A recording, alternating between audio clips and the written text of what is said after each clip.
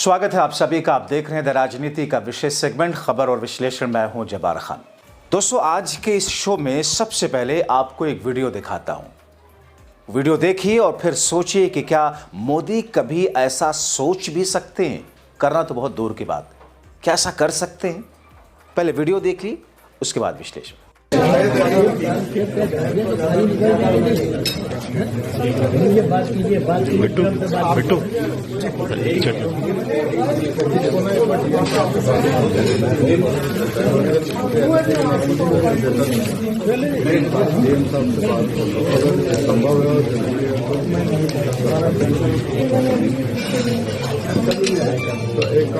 दरअसल दोस्तों, संसद के गलियारों में 18 दिसंबर को सियासी तलखी और राष्ट्रपिता महात्मा गांधी को एक तरफ मोदी शाह की टीम अपमान करते हुए गांधी का नाम मनरेगा से हटा रही थी, तो दूसरी तरफ प्रियंका और गडकरी के बीच दोनों ने एक ऐसी नजीर कायम की जिसे देखकर मोदी शाह तिलमिला गए होंगे।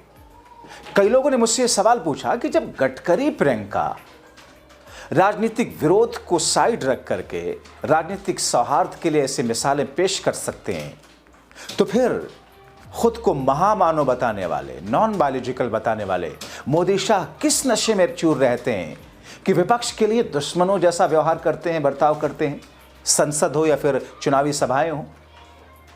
अब दोस्तों, आपने जो वीडियो देखा, दरअसल गडकरी और प्रियंका की मुलाकात की वो तस्वीरें हैं। दोस्तों, इस खबर को दिखाने के पीछे का मेरा मकसद नितिन गडकरी और प्रियंका गांधी की मुलाकात की खबर दिखाना कतई नहीं, बल्कि ये बताना है कि अगर विपक्ष के कड़क तेज तर्रार नेता प्रियंका गांधी और सत्ता पक्ष के कद्दावर नेता पूर्व बीजेपी के राष्ट्रीय अध्यक्ष, मौजूदा वक्त के केंद्रीय मंत्री अगर एक सौहार्द के साथ मुलाकात कर सकते हैं, मिल सकते हैं, बातचीत कर सकते हैं, डिश शेयर कर सकते हैं, खुद गडकरी एक अच्छे होस्ट की तरह अपने हाथों से डिश बनाकर परोस सकते हैं, आपस में विरोधी होते हुए एक परिवार की तरह जेस्चर दे सकते हैं, तो फिर मोदी शाह अपने विरोधियों के साथ देश के मुद्दों पर क्यों नहीं मिल सकते?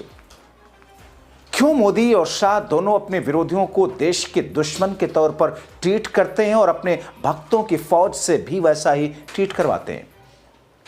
दोस्तों, आपको इसके पीछे के कारण और मोदी शाह के तरीके के बारे में रोचक और चौंकाने वाले खुलासे दिखाता हूं, मगर उससे पहले आपको बताऊं कि दरअसल आज हुआ क्या है। दोस्तों, केंद्रीय मंत्री नितिन गडकरी और कांग्रेस सांसद प्रियंका गांधी के बीच गजब की केमिस्ट्री देखी। मुद्दा भले ही वायनाड की सड़क से था, लेकिन गडकरी के ऑफिस में माहौल हंसी ठिठोली और मेहमान नवाजी का बन गया। गडकरी ने न सिर्फ प्रियंका की बात सुनी, बल्कि उन्हें चावल से बनाई हुई अपने हाथों की खास डिश खिलाई। दोस्तों, लोकसभा में प्रियंका गांधी और सड़क परिवहन मंत्री नितिन गडकरी के बीच रोचक सवाल और जवाब भी हुए। प्रियंका ने प्रश्नकाल के दौरान केंद्रीय मंत्री से कहा कि सर, मैं आपसे जून से ही मिलने के लिए वक्त चाह रही हूं, ताकि मैं आप अपने लोकसभा क्षेत्र के बारे में बात कर सकूं। गडकरी हंसते हुए कहते हैं, आज प्रश्नकाल के बाद आ जाइए, मेरा दरवाजा हमेशा खुला रहता है, अपॉइंटमेंट लेने की जरूरत नहीं। इस पर प्रियंका ने हाथ जोड़कर मंत्री का अभिवादन किया। Shrimati Priyanka Gandhi. Sir, this is regarding the highway between Chandigarh and Simla, which has very similar issues as the honorable member raised, except that in many places it seems like the retaining wall is so low that those are the very places where the landslide is taking place. So may I request you to please look into the matter?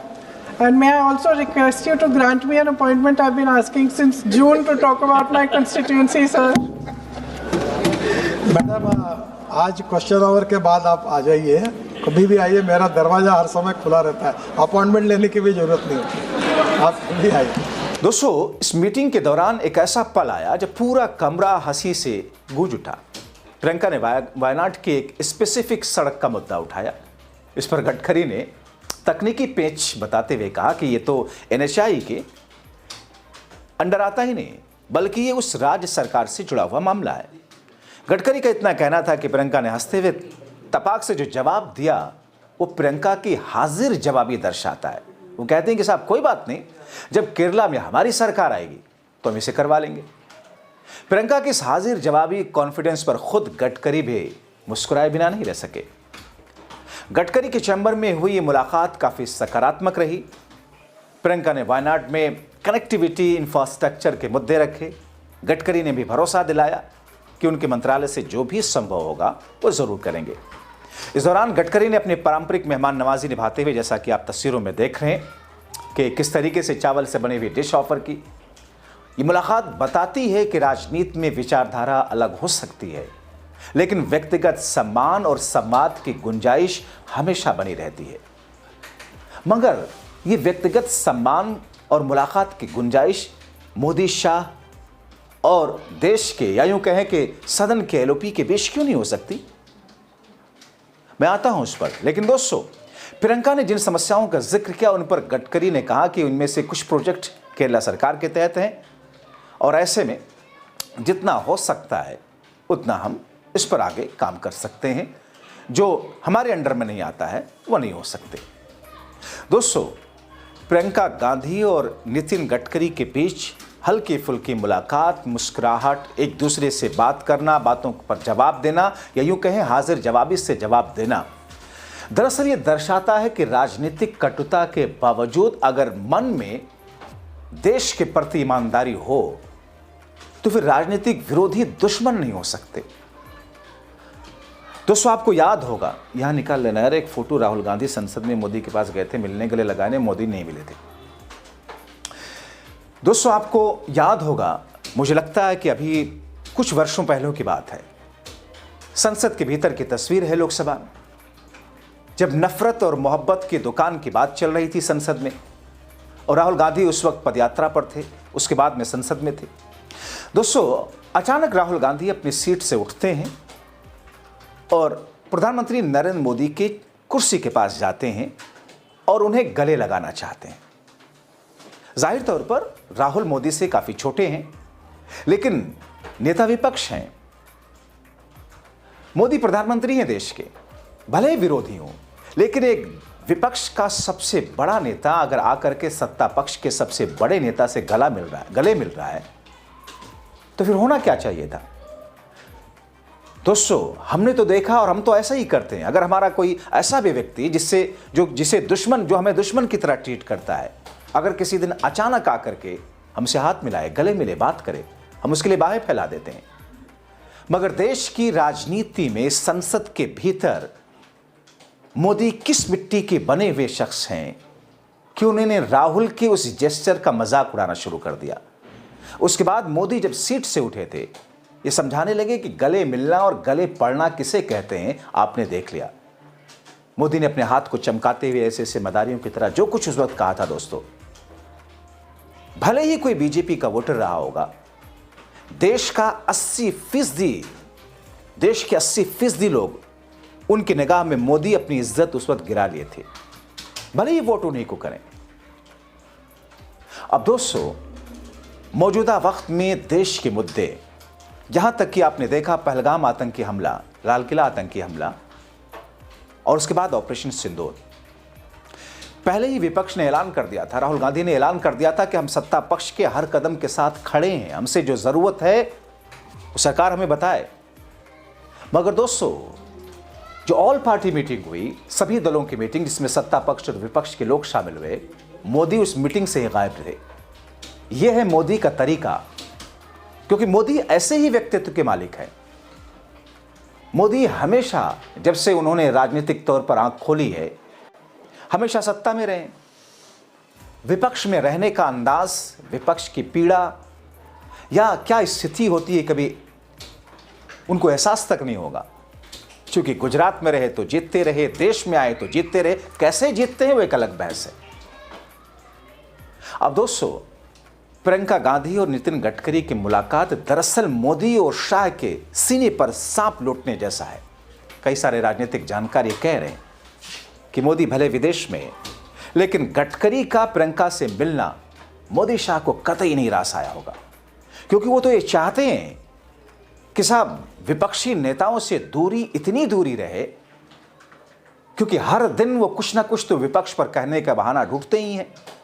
जो शख्स इतना भाषा के स्तर पर गिर जाए कि किसी महिला की बोली लगाने लग जाए, किसी विधवा को उसकी पार्टी का विधवा कहने लग जाए, उस शख्स के लिए क्या कहा जा सकता है?